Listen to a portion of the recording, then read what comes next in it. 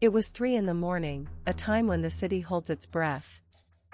In the suffocating quiet of a small apartment, the silence was broken by a single, sickening sound. Drip. Drip. Drip. The sound of a thick, sticky liquid falling onto something on the living room floor. Strewn across the floorboards were the shredded remains of a document, its ink still fresh. It was divorce papers. And as the crimson liquid seeped into the paper, it began to erase the words, one by one. Beyond that crimson puddle, 3 elderly women sat side by side at the dining table. 3 sisters in their late 60s, Malja, Bakja, and Sukja. In the dead of night, they were methodically mixing something, their hands covered in red rubber gloves. The sharp, pungent smell of fermented fish sauce mingled with the coppery scent of iron, but their faces were unnervingly calm. From the bedroom, the muffled sobs of my husband Minsik could be heard, but not one of the 3 women so much as flinched. Finally, the eldest sister, Malja, lifted a red-gloved hand and spoke. "June, my dear, the seasoning is perfect. Let's go to bed now." But what they held in their hands was not cabbage. Our story begins 6 months before this catastrophic end, on a brilliant spring day. Back then, Seo Jun believed she was the most blessed bride in the world. Her husband, Minsik, was a kind and gentle man. But what truly touched her was the story of his family. Minsik's parents had passed away early, so his mother and her 2 sisters had raised him together, a joint motherhood of sorts. The story brought tears to Jun's eyes. She thought to herself, 3 mothers, that means I'll receive 3 times the love. But it didn't take long for that 3 times the love to curdle into 3 times the hell. Their newlywed apartment was located directly above the home of her mother-in-law and the 2 aunts. Their promise of never having to worry about home-cooked meals quickly became a license for constant intrusion. Every morning at 5 a.m., Jun wasn't woken by an alarm clock. She was woken by the beep-beep-beep click of the electronic keypad on her front door, followed by the appearance of 3 silent shadows. It was the daily, unannounced invasion that started her day. They moved through her home as if it were their own, opening her refrigerator without asking, rummaging through her underwear drawer. They claimed they were teaching her how to be a good wife, but it was a blatant violation, a constant inspection of her life. One day, the youngest aunt, Sukja, picked up a piece of Jun's lingerie with 2 fingers and sneered, "You can't get pregnant wearing vulgar things like this. You need to keep your body warm." As Jun turned away, her face burning with shame, her husband Minsik simply pulled the covers over his head, pretending to be asleep. Jun began to waste away. Coming home from work wasn't a relief, it was the beginning of her second shift, fetching drinks and snacks for her 3 mothers-in-law. On weekends, she was expected to do the laundry and cleaning for all 3 households while they sat on the sofa, making cruel remarks about how her hips were too small to bear a son, or how her own parents had failed to raise her properly. Every time she pleaded with her husband, his answer was the same, "They raised me like their own son. Can't you just put up with it? If you just endure it, we can all have peace." To him, she wasn't a wife. She was a human shield, there to protect his peace. The conflict reached its boiling point during kimjang season, the time of year when Korean families undertake the massive, back-breaking task of making kimchi for the entire year. The 3 sisters ordered a staggering 300 heads of cabbage. They claimed it was for the family, but in reality, it was a performance, a way to show off by giving it away to neighbors and relatives. And naturally, all of this labor fell on Jun's shoulders alone. As she was salting the cabbages, her back screaming in agony, she paused to catch her breath. The eldest aunt, Malja, clicked her tongue. "Young people these days have no stamina. In my day, I did this while 9 months pregnant." In their eyes, Jun wasn't a person. She was an appliance, expected to work endlessly without breaking down. Then, they came for her financial independence. The third aunt, Sukja, suddenly demanded Jun hand over her salary and bank account. You two can't manage money, that's why you can't afford a bigger house. Let us invest it for you. Give us your bank book and official seal. When Jun firmly refused, they began a campaign of cruel, psychological torture.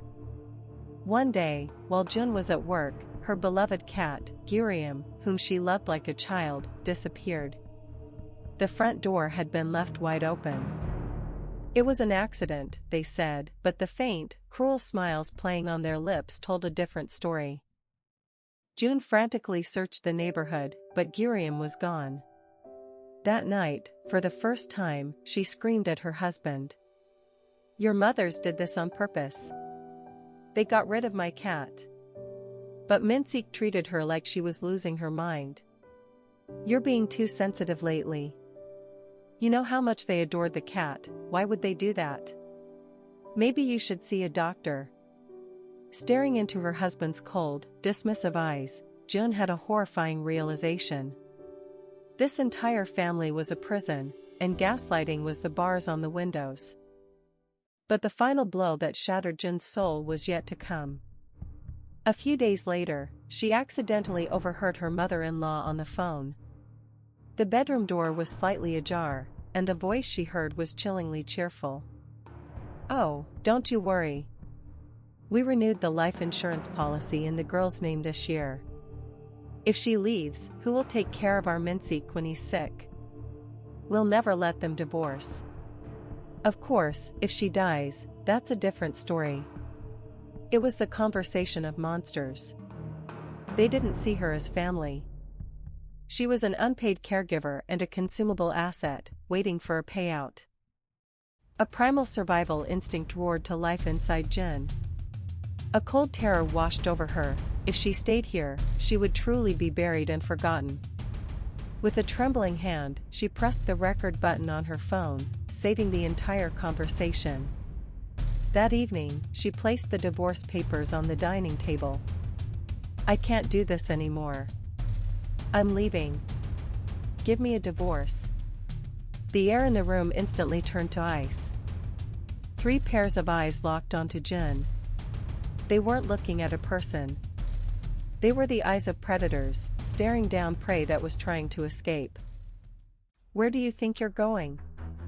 You ruined the life of our precious son and now you try to run, the eldest, Malja, shrieked. Her husband Minseek cautiously approached her. June, calm down. Here, drink some water.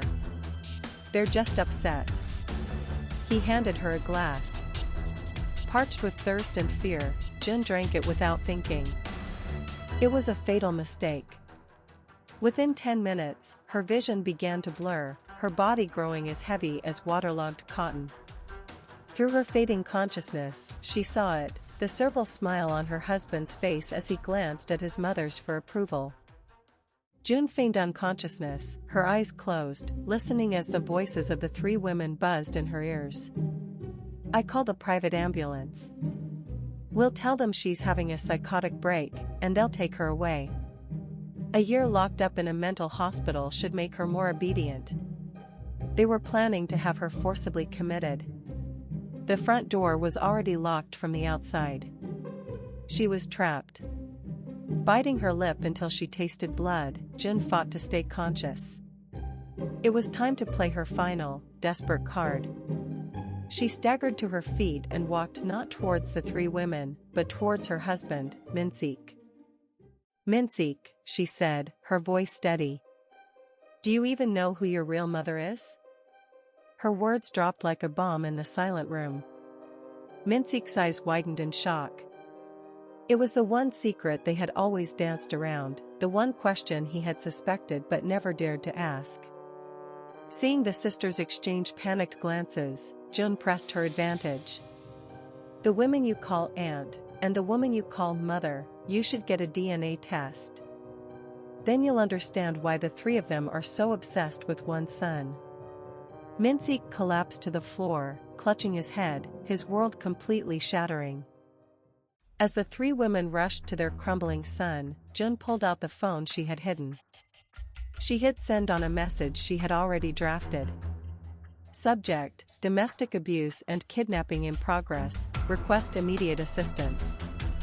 Attached were all the audio recordings she had secretly collected, and even a video of her husband drugging her water just moments before. The recipients were the police, and the tip line of a local news station. As the message sent notification chimed, Malja lunged at her, screaming, "You insane bitch!" But June was no longer the obedient daughter-in-law. She grabbed a lighter from the table, and she lit the pile of newspapers they had gathered for making kimchi. Flames erupted instantly. "Let's just burn this whole house down together," she said, her voice ice cold. "I'm not dying alone." The three women shrieked in terror. As the fire grew, the first thing they ran to save wasn't Jun, or even their precious son Minsik. It was the bundles of cash and the property deeds hidden deep inside a wardrobe. "Fire! Help us!" The living room descended into chaos. The three sisters pushed and trampled each other to get to the front door, clutching their wads of cash. "My money! Get out of my way, sister!" Watching their ugly, true selves emerge, Minsik just stood frozen amidst the flames. With the last of her strength, Jun smashed the balcony window. As the glass shattered, cold night air rushed in, and in the distance, she could hear the approaching sirens. To Jun, it was a symphony of salvation. Moments later, police and firefighters burst in. The three sisters, pulled from the half-burnt living room, were still pulling each other's hair as they were led to a police car, each blaming the others. They faced charges of attempted arson, false imprisonment, and illegal use of controlled substances. Tucked safely in Jun's pocket was the water glass, her proof of being drugged.